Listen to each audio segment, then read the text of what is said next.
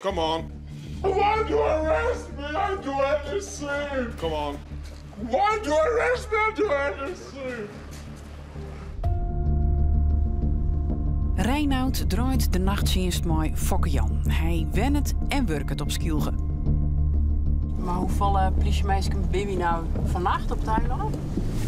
Met z'n vijven. Oh. Ja, normaal dan in het hoogseizoen met z'n zessen, maar we zijn vanavond met z'n vijven. Even maar naast verlichting doen, je helemaal niks. Gewoon even aandoen, hè? Wel zo veilig. De verlichting doet het nog. Mooi, helemaal goed. Nou, veel plezier. Jo, hoi, hoi. En ja, eigenlijk in het hoogseizoen binnenkort dan vertienvoudigt de bevolking hier op de Schelling. Normaal zitten hier 5000 inwoners ongeveer. Nou, dan moet je uitgaan van 50.000 man hier. Dus dan is het ook wel logisch dat we dan aardige versterking krijgen. Skilge telde eer nog een verste politiemeisken. Er binnen nou nog 4. En binnenkort nog maar 3, want er gaat iemand met pensioen. En wij draaien heel veel piketdiensten, dus dagdienst met telefoonwacht. En in het weekend hebben we sowieso nachtdiensten. Normaal krijgen collega's maar 54 ringen op nachtdienstontheffing, hè? Maar dat giet je dingen op. Nou ja, die heb ik eigenlijk ook, want ik ben de 55 ook gepasseerd. Maar wij draaien nachten tot 3 uur of tot 4 uur, dus dat is verder nog prima te doen. En als wij zeggen van nou, dat doen we niet meer, ja, dan wordt het nog lastiger. Ik vind de piketbelasting, de telefoonwacht, vind ik veel vervelender. Want, ja, maar dan ben je eigenlijk nooit vrij. Dan ga je 's middags om 5 in huis en kan je ieder moment gebeld worden. Jongeman, je mag geen alcohol op straat hebben, hè? Oh. Dus ik gooi hem even leeg. Ja, dat mag je weer hebben. Nou, ik neem hem zelf wel even mee. Het god kan maar net opvuld worden. De weddingkrapte helpt dan ik net echt mooi. Ja, koop hier maar eens een woning met een salaris van een politieagent. Dus dat is best wel een moeilijk ding. En wat budget dat dan voor de veiligheid op het eiland? En voor de werkdruk, vind je?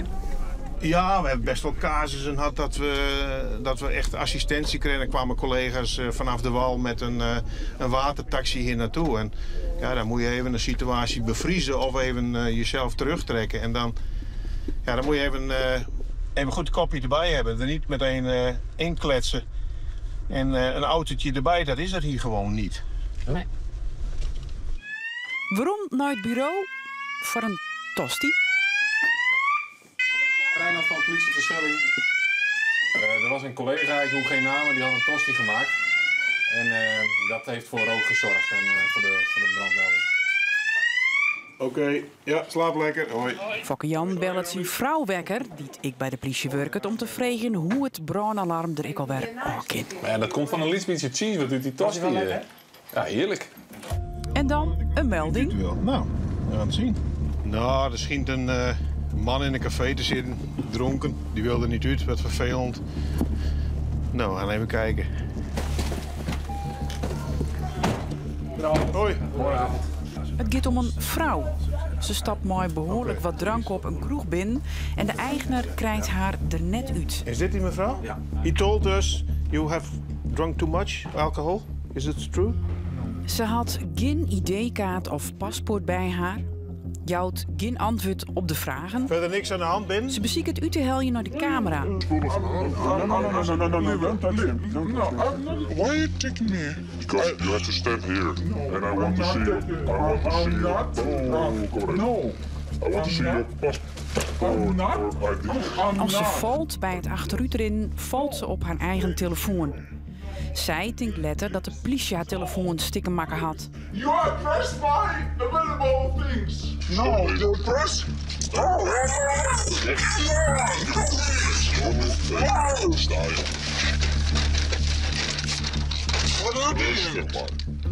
Listen, for the last time, you can tell me your name now, or we go to the police station. You will be arrested. Yeah. All right, then you are under arrest now. Yeah. For what? I will. Me? No. You can't arrest me for the law. You can't arrest me for the law. Come on. Why do you arrest me? I do anything. Come on. Why do you arrest me? I do anything. Arrest me.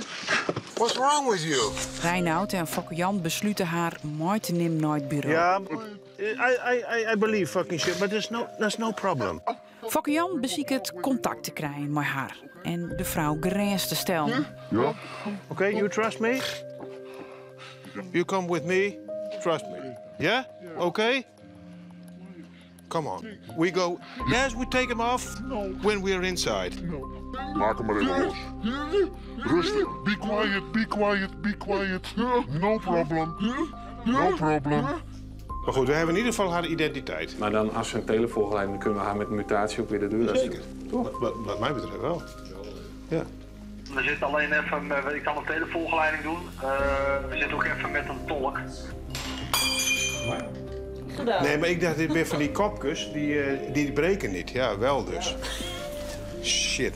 Via de telefoon wordt ze verlaat aan de hulpofficier van justitie op de verste wal, die via een tolk, via de telefoon, haar uitlooit waarom ze meenam is naar het bureau. Ja, je bent aangehouden door collega's omdat je geen geldig identiteitsbewijs bij had. Als de politie haar identiteit achterhellen had, besluiten ze de vrouw waarom naar haar verbloot te brengen. Ik dat gaat net goed. De vrouw rent voort, komt waarom. Fokke Jan en Reinoud besluiten dit te negeren. Maar ik dat werkt het net. Ze gaat op de auto lezen. Aan de kant. Opmoven.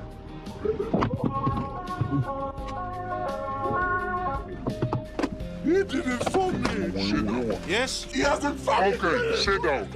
Oh. En liet haar telefoon op de auto lezen als Reinoud die waarom brengen wil, gaat ze tekeer. I will kill you. I will kill you. I will destroy you. Doe normaal. Yes. Ze wordt nou aangehouden vanwege het misledigen en bedriegen van een politieman. Dat betekent dat ze de cel in mat. Maar op Skiel is alleen nog een saneemde ophoudkamer om vertochten kwad vast te zetten. Dus nu gaan we weer met de watertaxi naar Harlingen met deze persoon. En dan wordt die persoon in Harlingen vervoerd door collega's van Harlingen naar Leeuwarden. Nou, daar wordt ze ingesloten en in de loop van de ochtend wordt ze wel afgehoord. Ja, want je kan haar hier net de nacht houden.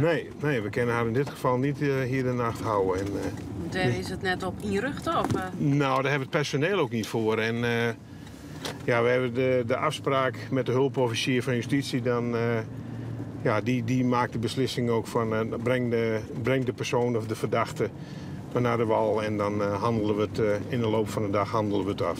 Alle schepen. Dit is verkeerscentrale Brandmaders met het scheepvaartbericht van 03:30.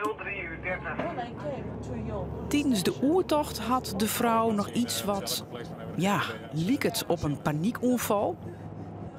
Maar voor zelfs ik wat medisch wijzen kind. Dat is soms ook wel lastig, hè? Want wij zijn op dat moment verantwoordelijk voor haar. Ja.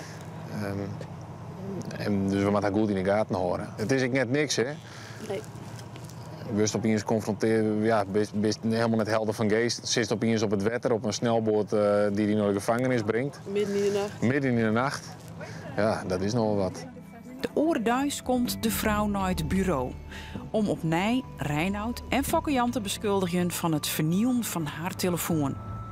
De rechtszaak zien de vrouw mat nog plak vinden. Is die tussen Jelve Vieven en is die bij je weer op verste wal in Haas. In alle stilte, in alle rest. Als ik dadelijk zo bed lees, dan denk ik net dat ik voort in slaap val. Want er is een heel soort gebeurd en mag ik even verwerken al je. Heftig. Vuurwapen! Hond omheen gooien! We hebben wapens op die richt.